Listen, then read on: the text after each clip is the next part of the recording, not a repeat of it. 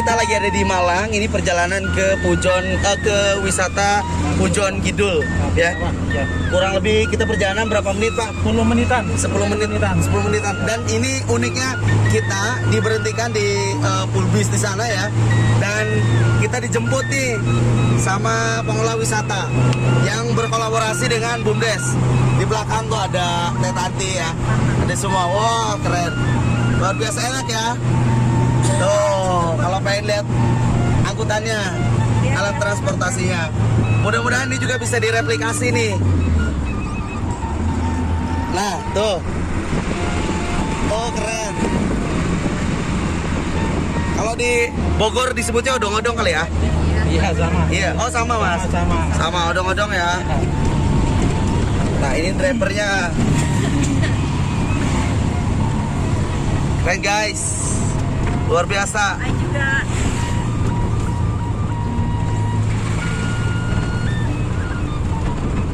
Jadi setelah kita pegel-pegelan di bis hari ini, yang perjalanan 10 menit ini kita bisa lihat pemandangan di sekitar gitu ya. Kanan kirinya. Kemudian di kanan kirinya pemandangan.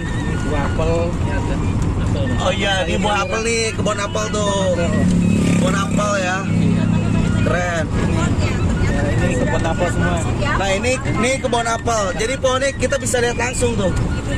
Kecil-kecil tapi manis ya Mas ya? Kecil. Masih belum. Tinggal kurang lebih ini 1 bulan lagi. 1 bulan lagi ya. Ya, masa panen. Oh. Bisa dipetik. Ternyata begitu ya pohon apel baru. Iya. Ini ada pohonnya apel di sini kita bisa petik. Dan kalau dilihat secara geografis sih sebetulnya nggak jauh beda dengan ada yang di Bogor gitu. Cuma di Jawa ini bisa maju luar biasa guys. Mudah-mudahan ini bisa direplikasi. Ciri khasnya apel Malang gitu. Udah ciri khas. Oh, di sini ada ciri khasnya apel Malang. Iya, apel Malang. Dan sampai dibuat keripik gitu ya. Iya, ada keripik, rasa jus, ya macam-macam. Sari apel, cuka apel. Mas, kenalan dulu Mas. Siapa? Oke, nama saya Jiono Khairul Rahim. Oh, Mas Jiono Khairul Rahim. Luar biasa. Ini driver kita. Jadi saya juga cuma dikasih ini aja nih tuh di depan ya. Ah, keren. Kalau ini sih carry ini kayaknya. Jadi enak. Kita bisa lihat pemandangan, terus kemudian anginnya angin apa ya? Angin semilir. Angin ya spoi-spoi gitu kan, alami banget ini. Kalau di Bogor ini harusnya banyak nih wisata yang begini nih. Keren guys. Ada pesan-pesan nggak? Oh, ada. Pasti ada dong. Pesannya semoga setelah pergi dari sini ada yang bisa dibawa. Bisa diberikan. Pesannya tadi setelah pulang dari sini mudah-mudahan ada yang bisa dibawa ceritanya gitu ya. Ini tanaman produk baru semuanya panen. Oh, bawang gitu ya? Iya, bawang. Bawang guys. Di sini uniknya kalau di kita yang dibikin lantaian itu padi ya, pare. Nah, di sini yang dibikin lantaian itu bawang guys. Sepanjang jalan ini tadi lantaian bawang. Keren. Barangkali ada teman-teman yang mau ke sini, bisa diinformasikan kayak tiket apa gitu, seperti apa? Ya, di sini kita kalau bawa bus besar kita harus berhenti di rest area yang ditangani oleh BUMDes Pandisari, dan kita harus melalui mobil kecil atau mobil shuttle. Perjalanan kurang lebih 10 menitan lah. Jadi ini udah dipaketkan ya sama transportasi ini? Iya. Pengelola. Keren guys. Kalau untuk tiket masuknya berapa? Untuk tiket masuknya 13.000 sekarang. Ya. Itu udah include? Sudah. Apa baru masuk aja? Baru masuk. Nanti ada lagi untuk wahana-wahananya beda lagi, kurang lebih 5.000 sampai 10.000-an untuk wahana bermain. Kira-kira apa yang bisa didapatkan pengunjung dari sana? Kira-kira ya apa ya, kesannya biasanya untuk studi banding sering ini karena ini dikelola oleh badan usaha milik desa, jadi desa ini sudah mandiri. Jadi untuk PAD-nya sudah mendapatkan sendiri. Tuh guys, kita mengharapkan dari pusat. iya. Jadi kelebihan di sini itu ini sudah dikolaborasikan. Jadi pengelolaannya kolaborasi dengan BUMDes, Desa Wisata, pelaku wisata dengan BUMDes, Badan Usaha Milik Desa. Jadi tidak tergantung lagi ya, tidak tergantung dengan support dari pemerintah ataupun perusahaan. Begitu keren guys.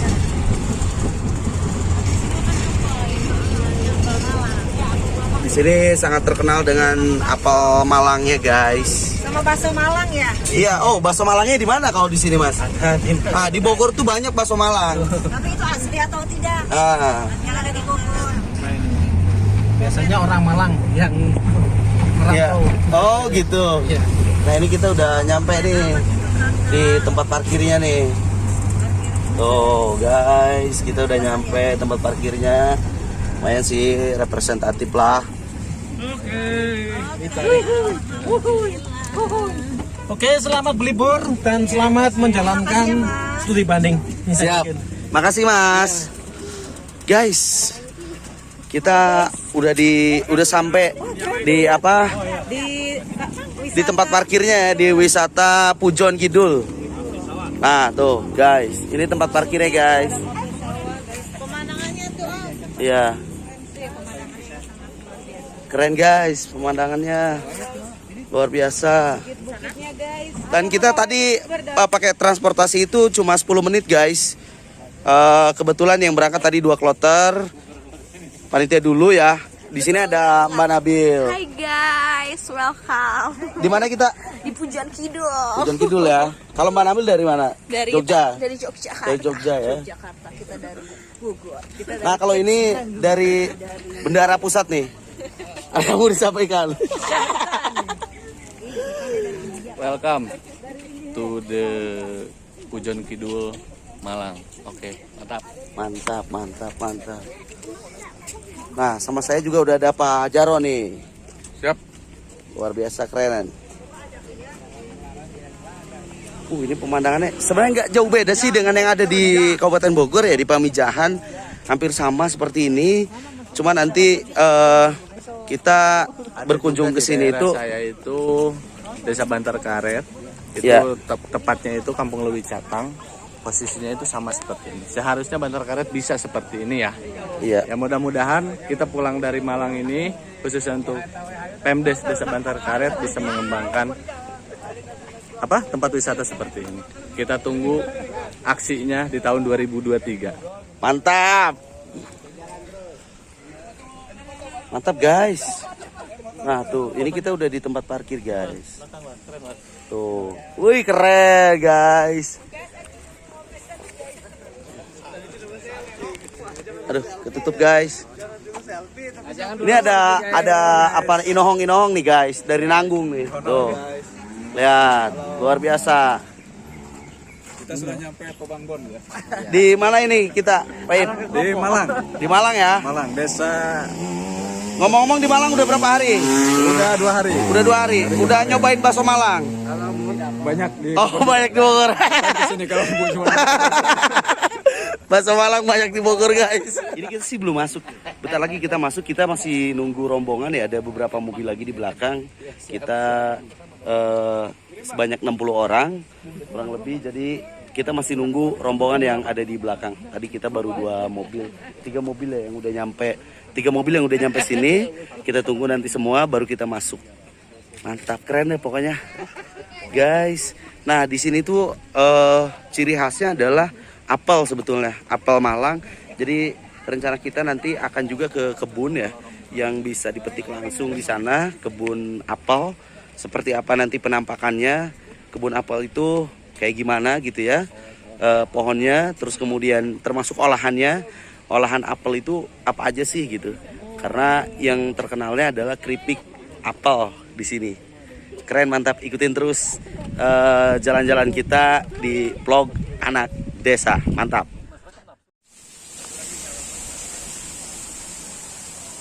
Ini kita menuju ke tempat wisatanya guys.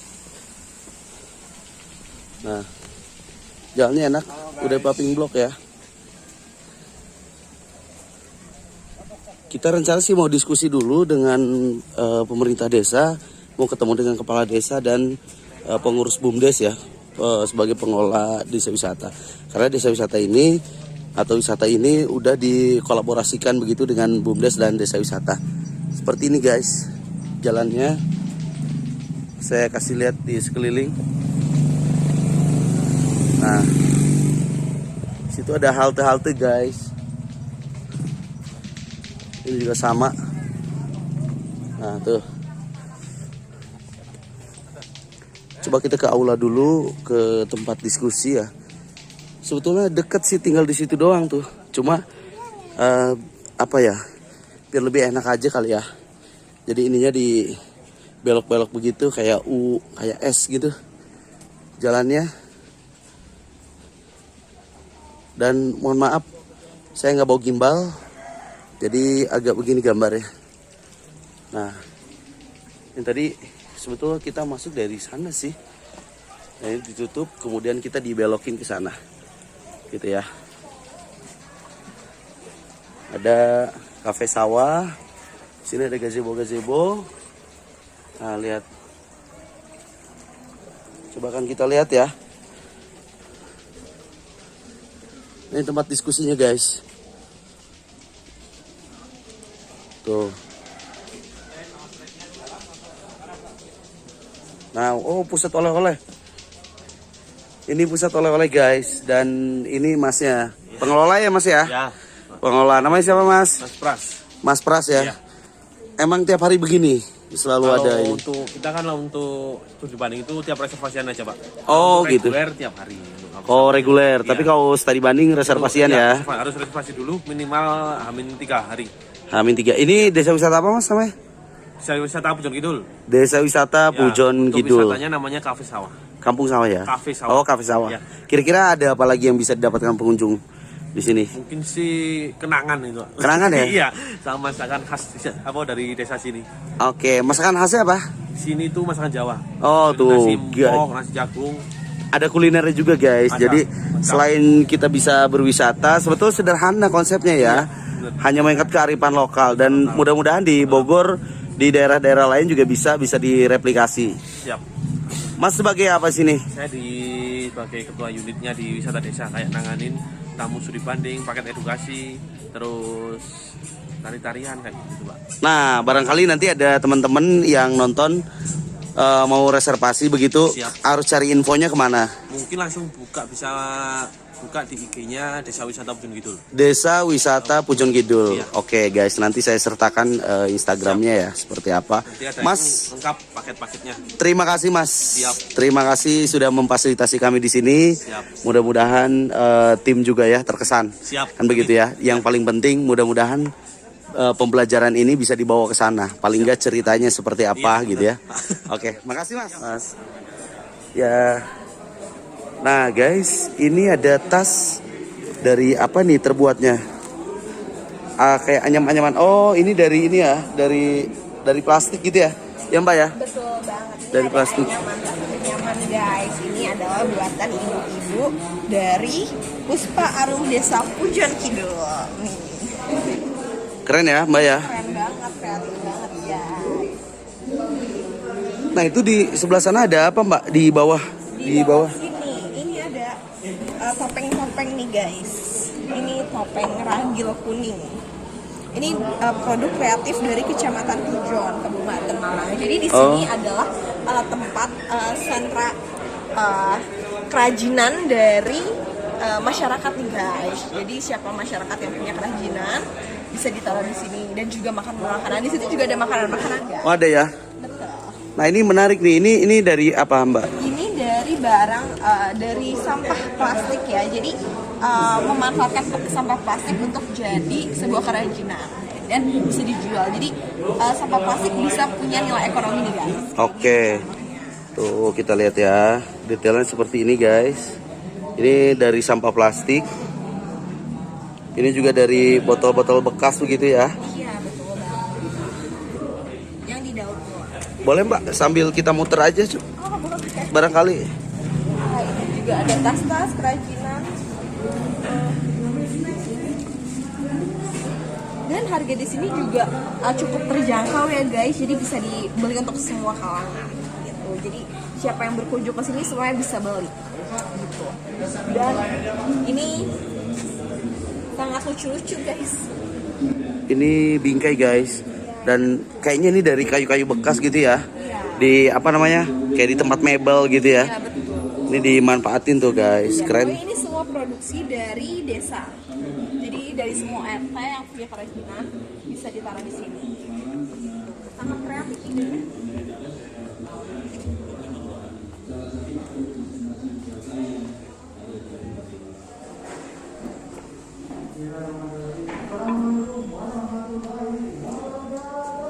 Ini kalau ini makanan-makanannya guys, ada keripik emping, macam-macam lah. Nah tuh, bisa dilihat-lihat ya sama teman-teman. Ini juga sama olahan-olahannya, cemilan-cemilan. Ada yang apa namanya, udah matang begitu ya, dan ada juga yang yang belum matangnya. Jadi pulang dari sini kita tinggal goreng aja gitu ya, tinggal diolah. Dan ini ada kopi kayaknya tuh. Lucu sih, keren. Nah, masih banyak yang namanya pusat oleh-oleh ya, banyak lah ya. Apa karya-karya dari itu. Sebenarnya sederhana, sama dengan di Bogor juga bisa kita melakukan ini. Angel. Mas, wis mangan mas. Wis. Karo Pastel ya. pastel ya. Iya. Mudeng. Mudeng. Iya. Nah, ini minuman-minuman gitu ya. Kalau makanan-makanan di sana tadi, ini minuman-minuman. Terus kemudian ini juga sama, cemilan-cemilan. Nah, cemilan-cemilan kering. Nah, ini apa Mbak? Ini adalah mie lidi. Jadi ini snack kekinian, dijual juga di sini. Iya, anak-anak kekinian ya biasanya cemilan begini. Yang lidi. Lidi mah. Cemilan ya. Iya, cemilan. Ini jadi kita mau apa namanya berdiskusi dulu di sini terkait pengelolaan desa wisata yang dikolaborasikan oleh pemerintah desa dengan BUMDes dan masyarakat sekitar. Dan di itu juga banyak tuh tamu gitu yang sudah reservasi ya. Hari ini mau melakukan studi banding entah dari mana gitu. Tuh, guys. Banyak, guys. Nah, kalau ini namanya Bapak Makmur. Nah tuh, dia udah ngambil oleh-oleh buat istrinya. Keren. Sambil rokokan kopi nggak apa-apa. Sekali lagi Bapak Ibu semuanya, wisata Pujon Kidul bukan usulan masyarakat, tetapi ini adalah program prioritas yang sudah kita tetapkan dalam visi misi desa.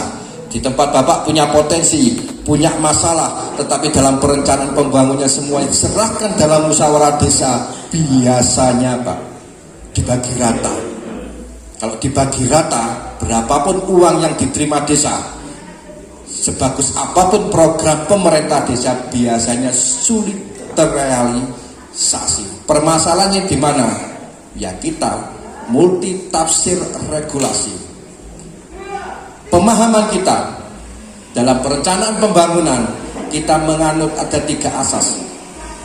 Mulai dari transparan, akuntabel, dan partisipatif. Ingat, partisipatif masyarakat itu Pak, bagi kita di pemerintah desa multi tafsir. Ada yang menafsirkan usulan harus dari masyarakat, yang penting dikerjakan oleh masyarakat, dan yang terpenting bisa dipertanggungjawabkan oleh masyarakat. Pengalaman kita usulan masyarakat tidak jauh dari drainase, tidak jauh dari jamban, tidak jauh dari rabat beton. Padahal sebelum Undang-Undang 6 tahun 2014 disahkan, itu yang namanya pembangunan fisik sudah dilakukan. Sampai Undang-Undang 6 itu disahkan, kok di desa masih selalu mendominasi pembangunan fisik. Padahal Undang-Undang 6 ini adalah jawaban permasalahan untuk percepatan pembangunan di tingkatan desa. Berarti permasalahannya di mana? Di rutinitas perencanaan. Makanya kita lihat tahun 2023 APBDes kita yang sudah kita tetapkan tanggal 31 Desember kemarin. Kita lihat, kalau APBD-nya nanti terlalu banyak kegiatan dan dibagi rata di seluruh wilayah desa, yaitu yang kita rasakan sampai 31 Desember 2023. Tetapi kalau perencanaan pembangunan kita nanti fokus, pengalaman Pujon Kidul hanya butuh 2 sampai 3 tahun pembangunan kita yang fokus. Setelah itu tempat kita sudah kita bagi rata. Karena apa? Kita sudah ada PAD, kita sudah ada kegiatan yang menjadi magnet masyarakat untuk yang berkelanjutan. Kalau setiap tahun pengalaman kita Bapak Ibu semuanya dibagi rata terus, dikasih 5 miliar per tahun pun, ya udah, pembangunan kita copy paste, dibagi rata. Kayaknya masyarakat berharap bahwa sosok pimpinan di tingkatan desa yang familiar adalah pembangunan yang rata. Itu harapan masyarakat. Tetapi kita sebagai pemerintah desa, harusnya uang yang diterima desa sampai saat ini adalah sebagai pancingan kepada masyarakat untuk memanfaatkan potensi yang ada di desa kita. Makanya sampai saat ini Bapak Ibu semuanya, PAD kita bisa meningkat. Andai kata nanti 2024 rezimnya akan ganti, Undang-Undang 6 itu akan tetap diberlakukan, tapi proses penganggarannya seperti tahun 2020-21 yang semuanya ditetapkan melalui regulasi di atas kita. Kita hanya sebagai penonton dan pelaksana anggaran. Pengalaman kita tahun 2021, 2022, uang itu ditetapkan oleh pemerintah, 40% untuk dana desa, 20% untuk ketahanan pangan, 8% untuk pencegahan COVID-19, katakan 10% untuk stunting. Kalau uang 1 miliar tinggal 220 juta. Ini adalah tanda-tanda bahwa anggaran ini akan diatur penuh oleh pemerintah di atas kita. Tetapi kita bersyukur tahun 2023 anggaran agak diperlonggar, maksimal 25% untuk BLT, 20% masih untuk ketahanan pangan. Tahun 2024 mempersiapkan diri kita secara mental. Jika regulasi nanti seperti tahun kemarin, berarti kita di desa yang masih belum menentukan nasib arah pembangunan di kata desa, kita akan menjadi penonton dan kita akan menjadi pelaku. Pelaku apa? Pelaku regulasi. Ya. Makanya Bapak Ibu semuanya di Pujon Kidul yang menentukan perencanaan ini. Bapak Ibu semuanya mau diantar sama manajemen Antam, apa Pak? Antam, mau dibawa ke Sumatera, mau dibawa ke Jakarta, tahun depan mau ke Dubai, sekarang lagi desa apa? Negara yang proses berkembang menjadi negara miliarder, percuma. Karena apa? Perencanaannya ini Pak. Perencanaannya. Saya tidak menjustifikasi Bapak Ibu semuanya, tetapi kalau proses perencanaan kita terjebak di situasi rutinitas, alamat Pak, pondok pesantren, jalan alternatif dan jalan terakhir, berarti hanya orangnya yang perlu dirubah ya. Aura negatifnya biar keluar, aura positifnya biar itu Pak. Makanya sekali lagi saya hanya menitipkan pesan di proses perencanaan. Apakah mau membuat BUMDes atau tidak? Apakah mau potensi kita angkat atau tidak? Apa mau masalah kita mau selesaikan atau tidak? Prosesnya di perencanaan. Kita lihat saja. Bulan ini dana desa kita akan masuk ke rekening kas desa masing-masing. Kalau penganggarannya nanti masih dibagi rata, Pak. Pak Antam ini nanti manajemen mau dari Pujon Kidul nanti mampir ke Jogja Pak, yang lebih maju. Habis dari Jogja mau kemana? Medan, silakan. Iya capek Pak, tidak apa-apa kalau sambil main. Tetapi kalau tujuan utamanya Pak, kita ingin melihat potensi desa yang sudah dikembangkan oleh masing-masing desa, minimal mindset kita dalam perencanaan pembangunan harus kita rubah mulai sekarang.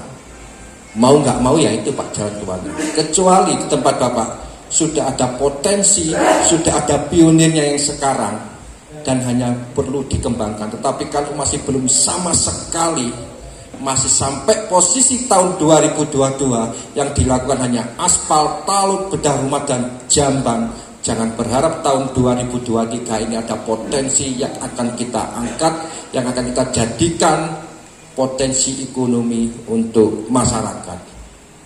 Makanya dalam benak kita nanti setelah purna, posisi sekarang kepala desa yang sudah di periode ketiga, di tahun ke-6, berarti sudah nggak ada peluang untuk mencalonkan yang berikutnya, Pak.